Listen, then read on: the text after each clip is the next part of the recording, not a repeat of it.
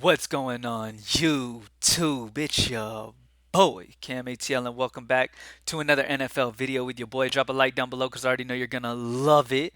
Subscribe to the channel if you haven't already. Comment anything in the comments section and enter your name into the $50 giveaway I do every single week on this channel.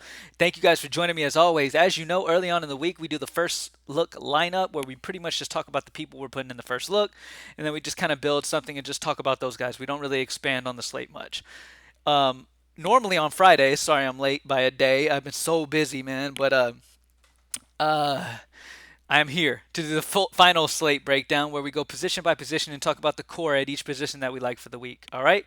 So with that being said, let's get straight to it. So at quarterback this week, there's a couple options that are my favorites, and then we have some others sprinkled around. Now you can spend the money and go Pat Mahomes. I have some versions where I've liked Pat, but you're having to spend some money for him. Some of my favorite versions though have been Justin Fields. Now Detroit is one of the worst in the league versus quarterbacks when it comes to fantasy points allowed on the season. All right, they're third worst. They're ranked 29th in the league at fantasy points allowed. They're bottom in the league. They are not very good. Okay. With that being said, Justin Fields is kind of finding himself now. So, I mean, the Lions are not seeing Fields at a great time here. And it's in Chicago. Fields is probably going to run all over the field. He's got that solid rushing floor, as we know. So I really like Justin Fields. He's one of the guys that I'm definitely excited to play. And on top of that, the Lions actually quarterbacks actually move a good bit against the Lions. They have allowed a good bit of rushing out of quarterbacks this season. So with that being said, Justin Fields is in position to really do damage. I really like him. There's only like three spots better than Justin Fields when it comes to rushing yards allowed to quarterbacks, and that's Jacoby Brissett, Tom Brady, and Jared Goff. Brissett's not going to run a ton. Jared Goff and Brady damn sure aren't going to run a ton. And Justin Fields just by far is the option there. So not only are the fantasy points allowed from the Lions a ton, not only is Chicago favored, where that's going to allow Fields to run a little bit more as well, but I just love the floor here, and the rushing that the Lions have also given up to quarterbacks is fantastic. So Justin Fields is definitely one of the guys that I'm definitely interested in.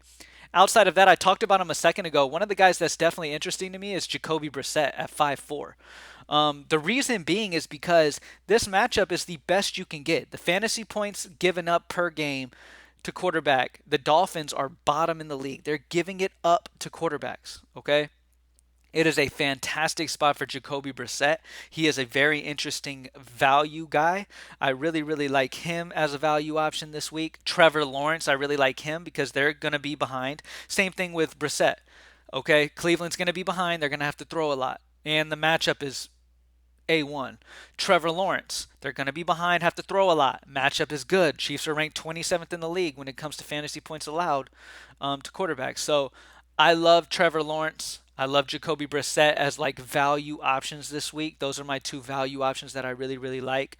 And outside of that, I'm spending for Mahomes. I'm loving some Fields. Um, Anybody else that we can consider? I mean, you might be able to consider some Sam Ellinger. The Raiders have been bad versus quarterbacks. They've actually given up the second most touchdowns to quarterbacks this season as well. So the Raiders have just given touchdowns up. Sam Ellinger is a guy that he's a rookie getting his run, and he's just not ready yet. Okay, I mean it's definitely a risk doing this. I'd much rather the guys who have proven themselves up here for sure than I would like to play him. So I'm going Trevor Lawrence for me. It's Trevor Lawrence and Brissett as like the spend down guys that I love the most. And then if I'm spending up, I'm spending Patty Mahomes, Justin Fields. Running back. So my favorite running back on the slate, it doesn't show it by projections. Remember, the green light optimizer is focused more on GPP. It wants to get upside. But Saquon Barkley is probably my favorite running back on this slate this week. Saquon gets the amazing matchup against the Texans. The Texans have given up the most touchdowns to running backs, giving up 12 touchdowns to running backs this year. They're giving up the most fantasy points per game by a good little margin. They're giving up 5.7 yards per carry. They've given up the most yards. They've just, in every possible category, they have just gotten destroyed. Okay, so Saquon Barkley, the guy who gets the majority carry in this backfield, could have one of those huge games here. On top of that, the Giants are favored. It should be a run-heavy script. I'm loving Saquon Barkley this week. He's a fantastic option. Derrick Henry. Derrick Henry does get the benefit of going against the Denver Broncos. They're ranked 19th. Well, sorry, hold on. They are ranked, 19th against the run at fantasy points allowed. They have only given up 5 touchdowns. To put that in kind of perspective, they haven't faced a Derrick Henry, but the Texans have given up 12, where the Dolphins have only given up 5. So that's definitely interesting. Now, a spot that I want to talk about that is definitely interesting to me that I want to go ahead and skip to real quick is Travis Etienne. Travis Etienne is a very interesting spot here. Okay, now the Chiefs have given up the third most fantasy points per game to running backs. They don't allow a crazy amount on the ground, but where they really do struggle is in the receiving department. All right, the Chiefs have given up 446 yards receiving, 2 passing touchdowns. They allow the most targets to running backs. They've allowed the most receptions to running backs. I mean, it is a fantastic. They're giving up over almost an 83% catch rate to running backs. Jacksonville is expected to be behind. I would not be surprised to see Travis Etienne be involved heavily in the pass game here. So we know that Travis Etienne can do some catching, can catch passes. We know that already. All right, he has shown that he has that ability. The only issue is his most targets is 5. 5 targets in a game is the most he's seen. In this matchup, you would expect it to be more here. Okay. Now, this is a Chiefs defense that just got burned by Derrick Henry and Travis Etienne. What I love the most here about Travis Etienne is his workload. No matter what happens here, he's going to get 20 carries probably, unless the game's just real out of hand by first half. But he's going to get a ton of run. He's going to get some more looks in the pass because I'm not the only one who knows that the Chiefs are giving it up through the air to running backs, which makes a lot of sense because the Chiefs are up most of the time when they play their game, so the other team's having to throw more. Just naturally, they're having to throw more. But anyways, so yeah, I really like that spot there for Travis Etienne. Not only have the Chiefs given up the third most fantasy points per game this year, but they've really struggled in the pass game to running backs. In full point PPR, Travis Etienne could really shine in the pass game on this one. All right. What else? Dameon Pierce. I want to talk about Dameon Pierce because this is an interesting situation here. And if he's high owned, I have some reasoning why you can possibly fade him. And I have some reasoning why you can play him.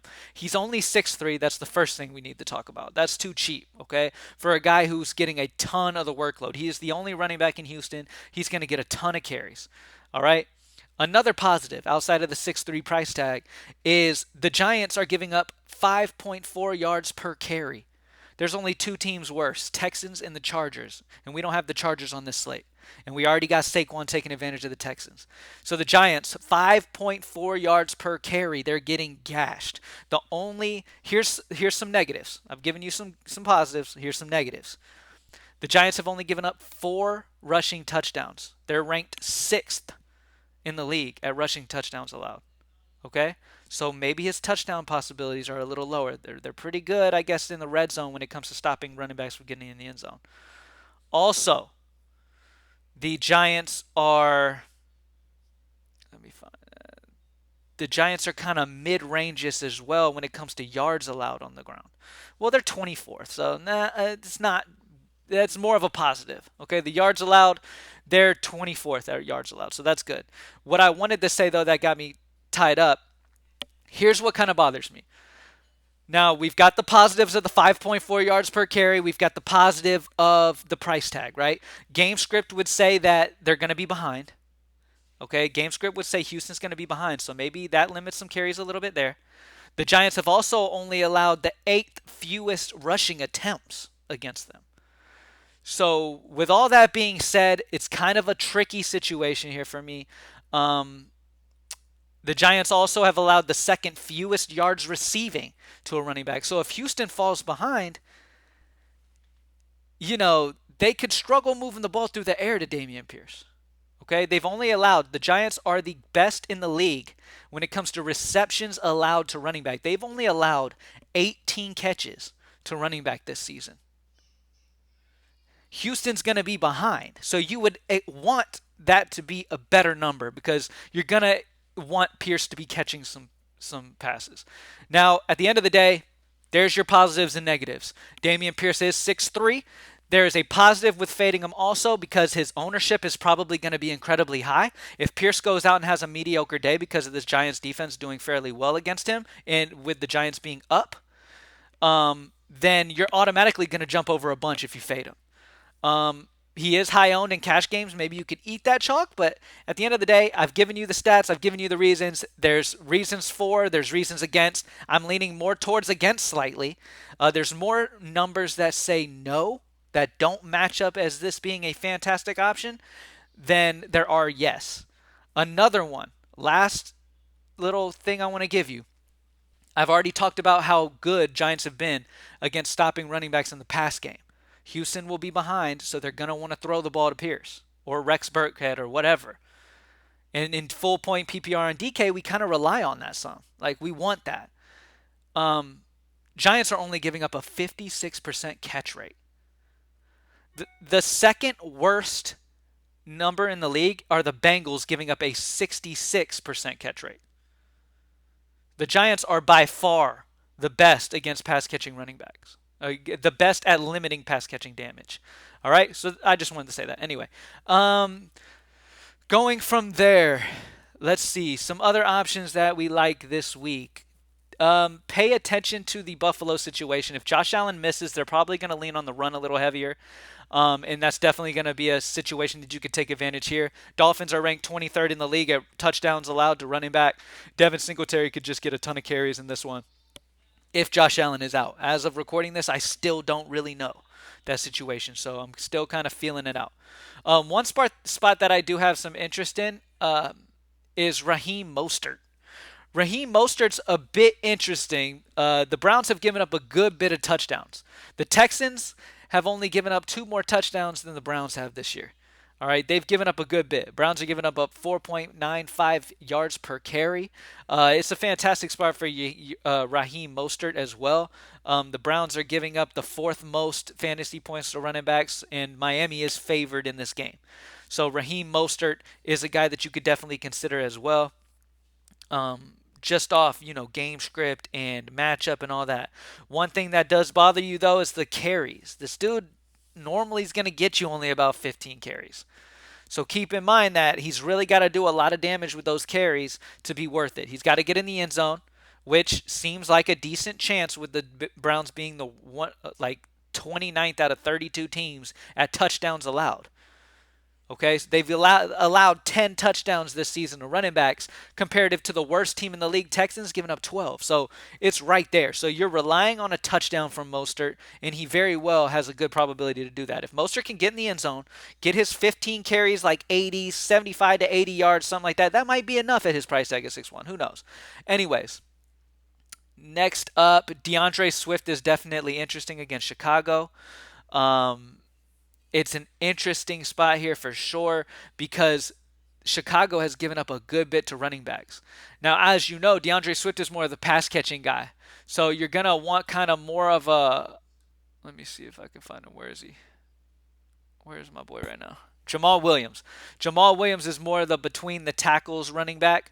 The Bears are bottom in the league. They've given up a ton of rushing yards. They've given up 10 rushing touchdowns. So instead, actually, I mentioned DeAndre Swift. I want to really shift my attention over to Jamal. Jamal Williams is the one that I would want.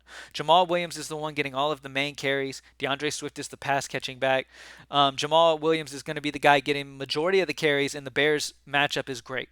4.81 yards per carry, 10 touchdowns on the season, over 1,000 rushing yards, over 211 rushing attempts, which is top in the league when it comes to matchups allowed as well here.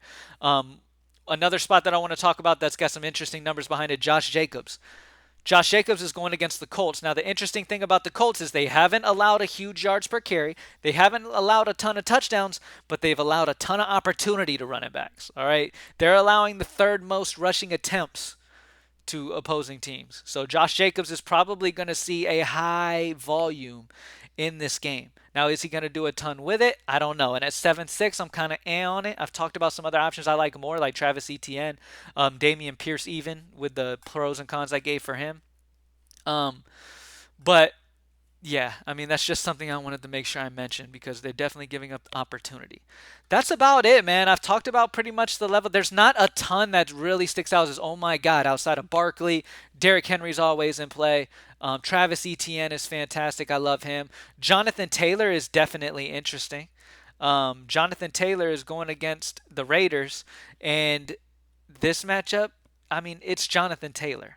That's why it's interesting. He hasn't been fantastic this year, obviously, but he is somebody that I definitely, you know, could see coming out of nowhere and having a solid game.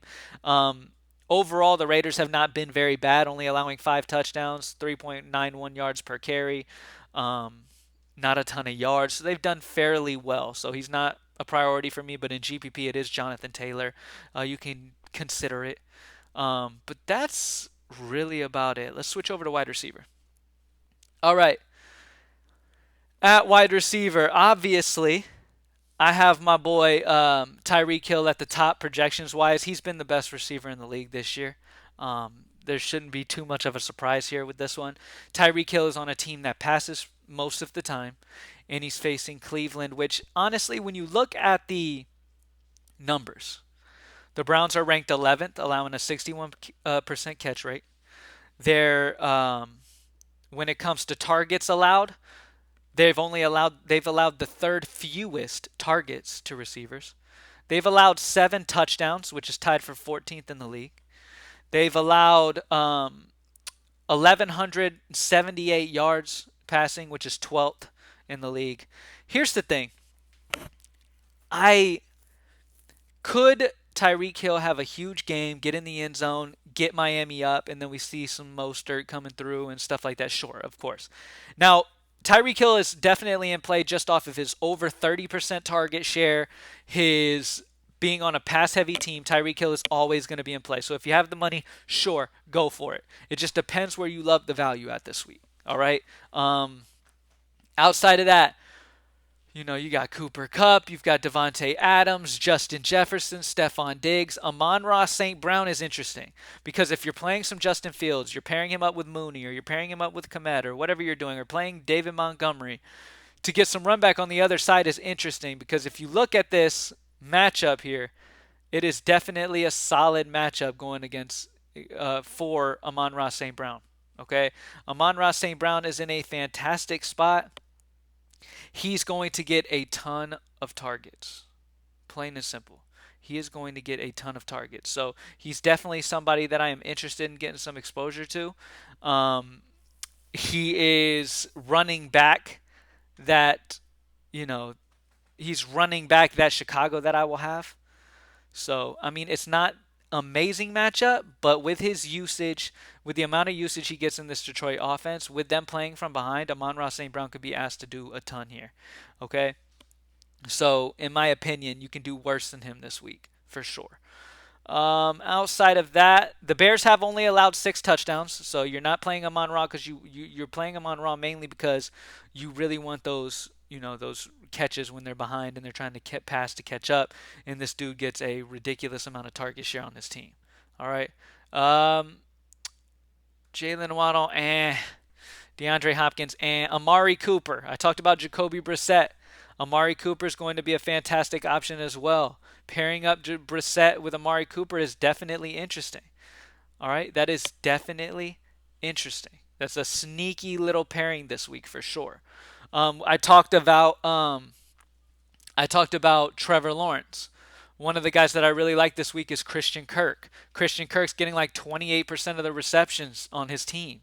28% of his team's target share, and they're going to be behind. So I'm expecting a ton of targets to Christian Kirk. He's somebody that I've been really prioritizing, have a good bit of.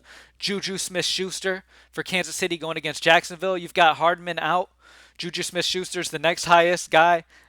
He's going to get probably over a 20-something percent target share in this Kansas City offense. It's the highest total on the slate, so you can do worse than Juju for sure. You've also got some value there. There's some information I wanted to give about Marquez Valdez Scantling. Scantling's actually second highest on the team when it comes to red zone. That's one of the interesting things here. All right, so Valdez Scantling averages about 13.5% over the season of his team's target share. All right, you've got Hardman out, who last week got over 14.5 target share. So that target share is going to have to go somewhere. That's going to be among Juju, among Kelsey, among Scantling. The interesting thing here when I was digging, right, is in the red zone. The red zone situation here for them. All right. Valdez Scantling is targeted solid in the red zone. Okay, there's only two players on Kansas City who are targeted more in the red zone throughout this season this year, and that's Travis Kelsey and Hardman, who is out. With Hardman being out, Hardman got 40% of the red zone targets last week, and he's out. Expect Marquez Valdez Scantling to get some red zone targets, and he is going to get a bump there for sure. And if he gets in the end zone at 4-1, he's fantastic value, and he's a part of a team in the highest total. So Valdez Scantling is one of my favorite values where we don't have a ton of value on this slate. We don't have a ton of running back value. We don't have a ton of wide receiver value. It really feels kind of like a balance it out day. Valdez Scantling is one of those value guys when there's around where there's few options. Donovan Peoples-Jones, you still have David Njoku out. Donovan Peoples-Jones will continue to be the second highest targeted player on Cleveland. Once again, if you have Brissett, that's a solid pairing. If you just want to play him as a value, you can do that as well against Miami. That's a solid spot. Matt Collins as a value option is popping for me. Who else do I want to mention? I talked about Juju, right? Juju Smith-Schuster is one of the options for sure. My top overall, if I'm spending up for a stud wide receiver, I want Tyreek Hill for sure. Let's see. That's about it, man. That's about the core, man. It's pretty self-explanatory and simple this week, man. You don't have a ton of value at wide receiver outside of the guys I mentioned. And when it comes to spend ups, Tyreek Hill is like in a world of his own, in my opinion. And if you going Tyreek Hill, you're having to spend value somewhere else. If you want, you can go down from Tyreek Hill and kind of balance it out in those 6K range. There's a lot of 6K guys that are in great spots that I like the strategy of doing that as well. One thing that I've noticed, I've made so many lineups throughout the week. One thing I've noticed is maybe like a double tight end strategy this week because there's not a ton of value and not a ton of wide receivers either in that 3K-ish range. There are a couple guys at tight end that I am interested in. You've got Foster Moreau, who's interesting at tight end. You've got Dalton Schultz, who pops to me at tight end. You've got Tyler Higbee, who pops to me at tight end. He's going against Arizona, who, let me pull the numbers up officially for Arizona to give you guys exact numbers behind Arizona playing tight ends against Arizona. Now, this is why I love Tyler Higbee. 7 touchdowns allowed from the Cardinals to tight ends, which is the most in the league. The most yards allowed to tight ends, the most receptions allowed to tight ends, the second most targets to tight end, the second highest catch percentage to tight ends. Every single stat you look at is amazing here for Tyler Higbee, and we know the type of usage he gets in this offense. It is a fantastic spot for him this week. I definitely have some interest in him. It's just a beautiful spot, man. Beautiful spot. So pay attention to the Matthew Stafford situation. He was a limited participant in practice on Friday. Matthew Stafford's a tough dude. I'm expecting him to be out there, and that's going to be a big bump to Higbee, who I just talked about. And that brings me back to what I said. This could possibly be one of those rare tight end days. Another guy, Cole Kmet, who if you're playing Fields, that's a decent pairing. Cole Kmet's going to be a solid tight end. So just there's a lot of 3K-ish tight end. Normally, tight end is not a spot I really have interest in. But this week, getting the right tight end here, or if you're going that risky route or that low-owned, sneaky route of double tight end, like I said, this is not a week where we have much value. The value is at tight end this week, which is pretty crazy to say. If you think about it, the value's at tight end. Foster Moreau, Travis Higbee, facing the best matchup he can ask for. Cole Kmet, Dalton Schultz, all these guys are under 4K in their 3K ranges, and it can really make a lot happen if we can get a couple tight ends do their thing in lineup. So I just wanted to mention that. It's been an interesting thing I've been looking at. Me and my uncle have talked about that. We've multiple times we have settled on double tight end lineups throughout the years that we've been doing this. We've been doing it for a long time. So of course there's a few times where we're going to land on double tight end. This is one of those maybe rare weeks where you maybe run a double tight end. You know what I mean? So we'll see. But like I said, the value is not amazing. So we'll see what happens though. At defense, so pay attention to whether Josh Allen is playing or not. If Josh Allen misses, the Vikings are interesting to me. They're only 2-2 going against a Josh Allen-less Buffalo squad, so pay attention to that. Um, there's multiple spots that you could possibly play. It's just kind of right now I'm playing a lot of Vikings because, like I said, this is a slate with not much value.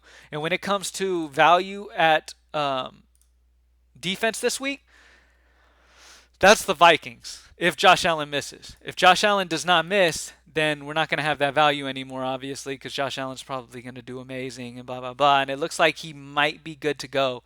But I'm really leaning towards just playing a value defense and hoping for the best because it's a slate where there's just not a ton of value. So I don't know, man. It's one of those slates. Maybe the Steelers is interesting against Andy Dalton at home in Pittsburgh. Um, yeah, man. That's about it. Like I said, this slate, man, what it comes down to is where we have the value at, man, and there's not a lot of it. There's really not a lot of it. I talked about the wide receiver value we have.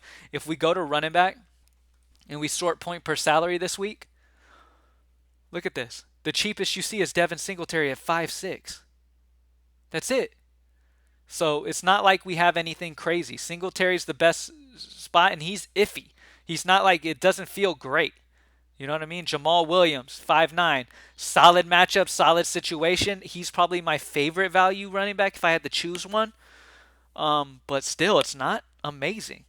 If you look at wide receiver, you do have some options. Donovan Peoples-Jones, Mac Hollins is an option. Zay Jones playing from behind. And I talked about Marquez Valdez-Scantling. The touchdown possibilities for Valdez-Scantling is interesting to me with Hardman out. I talked about that red zone opportunities. That's interesting to me for sure. You got to expect Jacksonville's going to be focused in on Kelsey.